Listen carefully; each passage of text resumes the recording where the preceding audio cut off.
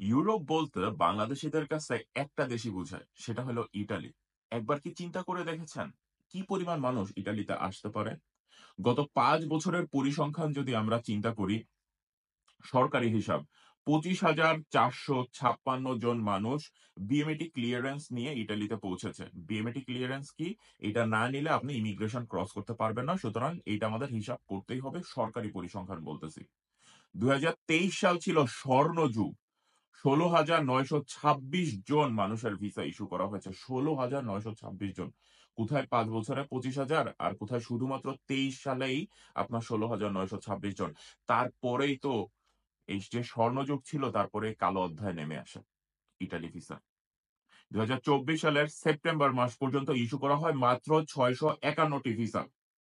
এবং সারা বছর যদি হিসাব করেন ১,১৬৮। গত ৩ মাসে ডিসেম্বর, নভেম্বর এবং অক্টোবর ৫১৭ টি ভিসা ইস্যু করা হয়েছে। আমরা এত বলি, এত ভিসা ইস্যু হইছে, ১০০ ভিসা, ৫০ ভিসা, ২০০ ভিসা, অমুক ভিএফএস, তমুক ভিএফএস। ভাই, এটা তো সরকারি হিসাব।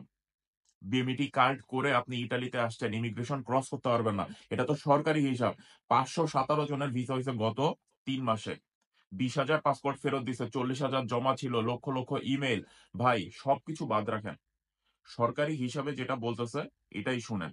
মানুষের মন গড়া কথা শুইনেন না। অর্থাৎ সেপ্টেম্বর মাস পর্যন্ত ইস্যু করা হয়েছে ৬৫১ জনের এবং ডিসেম্বর, নভেম্বর এবং অক্টোবর। অক্টোবর মাসে আমরা জানি যে এখানে বাংলাদেশ, পাকিস্তান, শ্রীলঙ্কাকে তারা রেড লিস্টে রাইখা দেয়। মানে তাদের যত মূল অবস্থা ছিল সেগুলো হোল্ডে রাখে। এগুলো পুনরায় বিবেচনা করা হবে, যাচাই বাছাই করা হবে। তারপরে আমাদের দেশে অনেক আন্দোলন হয়, সম্মেলন হয়। এরপরে তারা বলে যে ২০,০০০ পাসপোর্ট তারা ডিসেম্বরের মধ্যে ডেলিভারি দিবে এবং তার একটা বড় অংশই আমরা দেখতে পেয়েছি যে হ্যাঁ, তারা এটলিস্ট কিছু হোক আর না হোক পাসপোর্ট ফেরত দিয়ে দিছে। এইটুকু আমরা বলতে পারি। হাজার, হাজার মানুষকে আমরা দেখেছি নাফিস টাওয়ারের সামনে যে তারা অপেক্ষা করতেছে পাসপোর্ট ফেরত নিয়ে আসছে। বেশিরভাগ মানুষই সাদা পাসপোর্ট পাইছে। অনেকের রিজেক্ট করে দিছে ১ম অবস্থায়।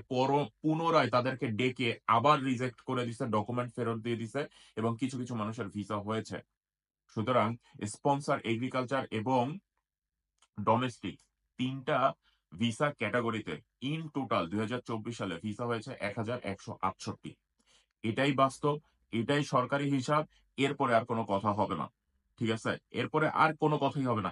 বাস্তবতা এখন আপনি নিজে বুঝে নেন। প্রতিটা শহরে গেলেই, প্রতিটা পাড়া মহল্লায় গেলেই এমন লোক আপনি পাবেন যে ইটালির জন্য দৌড়াইছে, ইটালির পিছনে দৌড়াইছে। এটা আমি আমার ছোট একটা শহর বাগেরহাট সেইখান থেকে আমি দেখতে পেয়েছি। আপনি এইদিকে মুখ ঘুরান, ঐদিকে মুখ ঘুরান। যার কাছে জিজ্ঞেস করবেন, কেউ না কেউ ইটালির পরিচিত থাকবেই আপনার। সুতরাং বাস্তবতাটা আপনারা একটু দেখে নেন কতজনের ভিসা ইস্যু করা হইছে এবং ভবিষ্যতে কত মানুষ ভিসা পেতে পারে।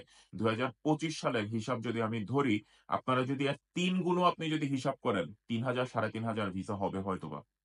কতগুলা পাসপোর্ট এখনো জমা আছে। কতগুলা স্ক্যান কপি তারা জমা দিয়ে বসে আছে।